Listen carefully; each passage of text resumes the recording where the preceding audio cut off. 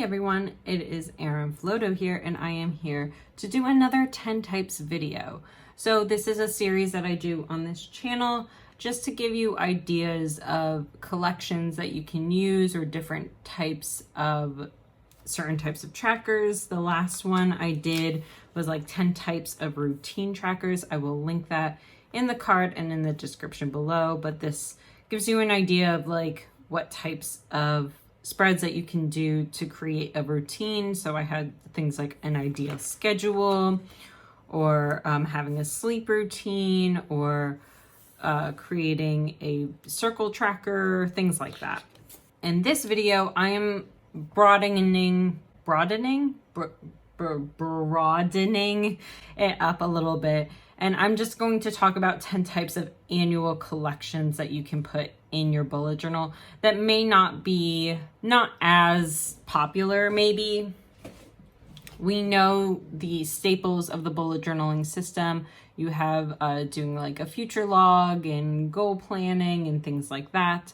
But I want to talk about a few different other types of collections that you can include when you're setting up your bullet journal for the year or for the 6 months. As it turns out for me, usually my bullet journals, I have 2 bullet journals in a year, so I do 6 months and 6 months. Anyways, with all that said, Max would like to say hi, and I'm gonna go ahead and let him do that so he is quiet the rest of the video in my lap. So the first one I have here is Max. The first one I have here is health visits. So this is a tracker that you can use if you have a lot of folks in your family and you want to track their health related visits. If you have chronic illnesses and visit the doctor a lot, this may be helpful. So basically what I've done here is I created a list of the types of doctors or health related fields that we typically go to. For people with chronic illnesses, they may have different types of doctors. For my family, that's not the case. So I have things like primary care, dentist, gynecologist, physical therapy, and the vet. Physical therapy is something that I have to do a lot because I am clumsy and I tear my ACL a million times over. I've done it 3 times. It's not a good look. Anyways, so, I mean, I could have also put like my surgeon on here, my orthopedic surgeon on here, but I didn't. Basically what I did is I did a color coding system. So I know that if I use these colors, it is associated with this type of health visit. So yellow is a primary care visit. Purple is a dentist. This magenta E color, purple, is the gynecologist. This blue is the physical therapist, and this brighter blue is the vet, because it's only myself and my husband, but we do have 3 animals, and we have some vet visits coming up. So it's something that I had thought about. And then what I did, and you don't have to do this, but this might be helpful for people that have a lot of family members, doing different kinds of patterns for the person. So the dots are for me, the forward slashes, those are for Tyler, the horizontal are for Malia, the backward slashes are for Max, and then the triangle is for Mason. So these 3, Malia, Max, and Mason, are all my pets, by the way. They are not going to any sort of primary care doctor. They are only going to a vet. I can also do things like groomer visits on here as well. That would be pretty good for a pet. Or you can forego this system and then just write the name of the person over here. So for example, these are made up dates and times, but I put that Erin had a physical therapy appointment on the 15th at 3 p.m. And I decided that because there's multiple locations for physical therapists, I would put the location associated with it. But if there's one location, for example, I had a primary care for Tyler on the 20th at 2:30 p.m., then I don't need to put a secondary location. I could put his name also if you didn't want to do this pattern system. So there's a few ideas Like I said, this can be changed up. I decided to do it 4 boxes because we don't have that many health visits. But if you are someone with a chronic illness or a lot of family members and you know that there's a lot of health visits going on, you may want to increase the number of options that you have for this particular tracker. So that is the first kind of annual collection that I have here. The second tracker that I have is your favorite things. Now, some people would be like, well, Erin, why would do I care? I know my favorite things. But if you are having a down day, or if you are very stressed or something like that, and you don't want to think about what to make for dinner, maybe you have a favorite things dinner section. So for my family, one of our favorite things, particularly in times of stress, is to make mac and cheese with bacon. So that is something that I would put in this section. For a podcast, you can have different types of uplifting podcasts, or you can have different types of, like, maybe one of your favorite things is to challenge yourself. So you have a section for these are intellectual based podcasts that really make you think about things. Or maybe this is a story podcast just because I want to listen to it in the background. So you can have different types of columns for different types of situations. So that's the basic premise behind doing a favorite things, is that you can turn to this, and when your brain isn't working, when you are fried, when you're burnt out, when you are tired, when you're sad, and you just want something to turn to like not even really have to think about it. You just have a quick thing of some of your favorite things in life. The next one I have is fairly popular, but I decided to change it up a little bit and have a savings tracker with a boarding pass. So I just made this really, really simple. It is so simple. So if you have something like a traveling one, you could do like a plane, or you could do something like I did, which is a boarding pass. Now, am I going to Iceland anytime soon? Probably not. There's a pandemic happening. But maybe this is the perfect time to start saving for that trip, especially because you may be home not spending as much money on traveling to work and things like that. So maybe this is a good time to start saving for something like that. So I did a boarding pass. I put Iceland Air just because I thought that would be fun. And then I had the total for whatever the goal is. And then I just put little panels on the side here, and when you complete a section, you can just mark it off and then mark what your current total is. So each of these is worth like $200, for example. So I would put $1,000 have been saved. Or you could, if that's not how your brain works, that is how my brain works. If your brain works that each of these are $200, then you could just put 200, 200, 200, 200, or you just put it on one and then know that each little panel is worth $200 in savings. So that is an example of a savings tracker that you can do. The next one I have is a family game night. Now, I'm not happy with how I laid out this spread. I guess I just didn't really think about it. My family doesn't have game nights, but I thought that it would be fun to include this. So I don't know why I thought that you would need this much space, because the idea behind it is that you would put a tally mark whenever anyone wins a game. And I'm going to go ahead and give myself a whole bunch of tally marks because I don't win games often enough and I just want to. So I put my family here. Again, my family lives in 2 different states and in 3 different locations. So I don't think that we'll be doing family game night, although you could do it via Zoom or, some other streaming chat service. I know that a ton of, I think Gmail even has it now for the Google Hangouts. They're all free now. Instagram has it. So, So I don't know why I left this much space. You don't really need that much space, but just be patient with me.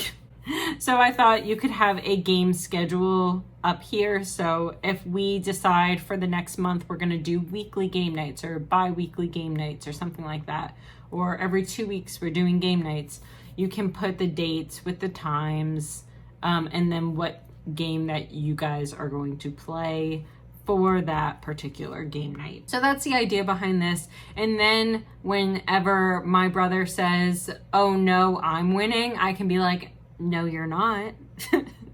So that's the idea behind the game night, especially during these quarantine times. I think this could be a lot of fun to put this type of tracker in your bullet journal. I have seen all of the TikToks with like the quarantine Olympics and things like that, and I think that is hilarious. I watch those all the time. So this could be a great tracker for your bullet journal.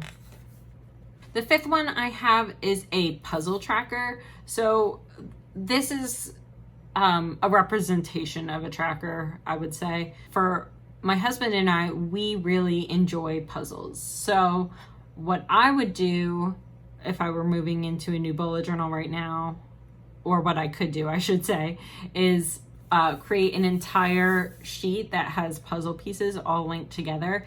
And once we complete a puzzle piece, we would mark it off with some color. I just put the brand of the puzzle here, which was a Thomas Kincaid puzzle. It was 1,000 pieces and it took us 8 hours, for example. I could get a little bit more detailed because we do a lot of Thomas Kincaid puzzles. So I could do the mountain scene puzzle or something like that. And you can create these little puzzle pieces to mark off when you've done your puzzle, and just keep track of, maybe some stats related to that puzzle. If you are not a puzzle person, my husband and I are, but maybe you're not.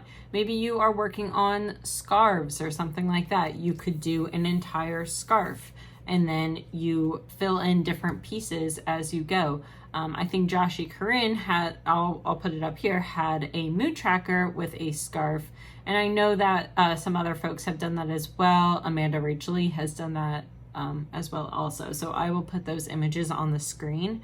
But if you are if you do crochet or knitting or something like that, maybe you have one of those hobbies. If you are learning how to do Cricut and you're making shirts, maybe you have a series of shirts and then you can mark it off and say, oh, I made this shirt for my mom. It said, moms know everything, or something like that. You know what I mean? So this puzzle tracker can be customized to anything that is interesting in your life, or like hobbies that you do. The next one is a staple in my bullet journal, is an important dates section. I call it a holiday and birthday tracker. I actually have a stencil coming out in this shape on June 5th, so next week. I will put that image on the screen as well. And then I use the stickers that I already have pre-made here. So you have January through December. You alternate the different types of things. It's just a fun look. And then I included a little mountain scene in the middle because I love mountains. And then you can include your important dates here. So an anniversary, a holiday, people's birthdays, more holidays, things like that. And you can just collect all of your important dates in one section on here. And this is just a fun way to do it. This is pretty much a staple.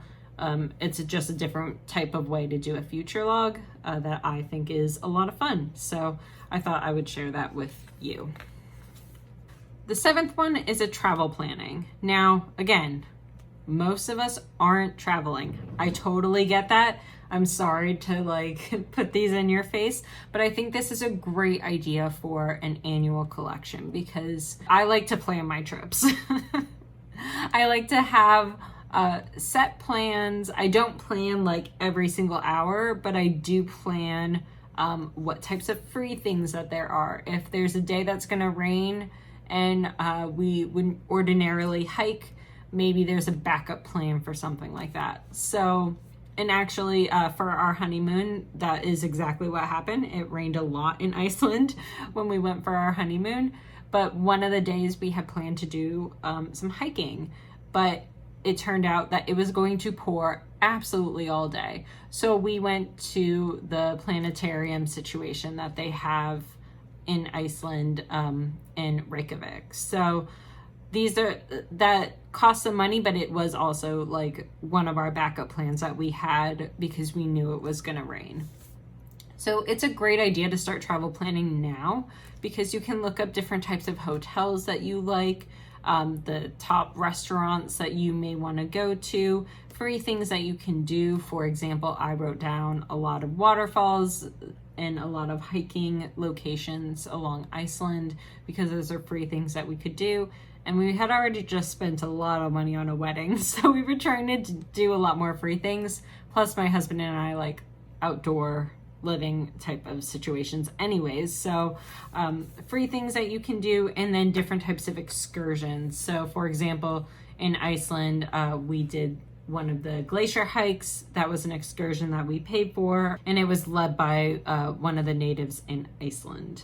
So these are different types of ideas that you can start to get an idea of what you may want to do at a location. Maybe this is a trip that you never take, but maybe this is something that, you know, while you are stuck inside, it might be fun to really just learn more things about the world anyways, and things that you may want to do once you're able to get out there. I just have these little ones. You can make this a full 2-page spread and have some more ideas.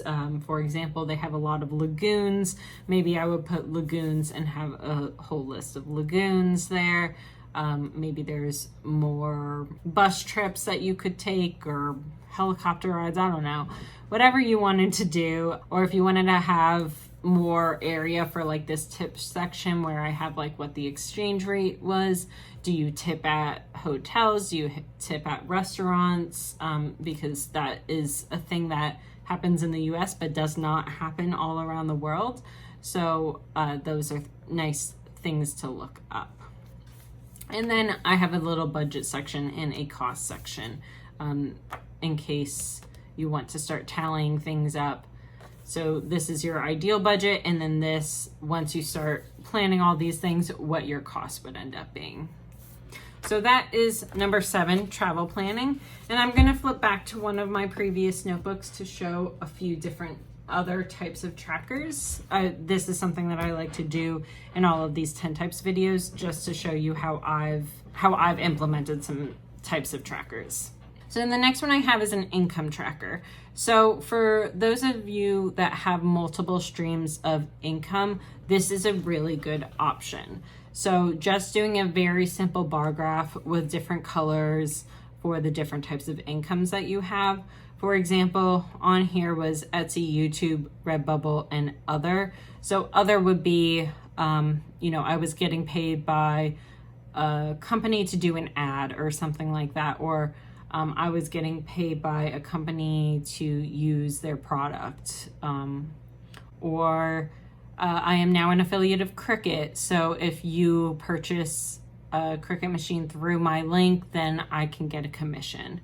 So things like that. By the way, if you are watching this when this comes out, the Cricut Maker is on sale for $2.99 and an additional 10% off, so it brings it down to $2.69 if you have Cricut Access, or if you purchase Cricut Access. I will have that all that information in the description below, as well as my affiliate link. Again, I do get a commission on those.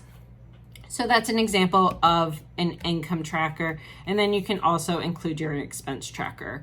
So these are pretty good ideas of just getting a good snapshot of how much money is getting brought in versus how much money is going out.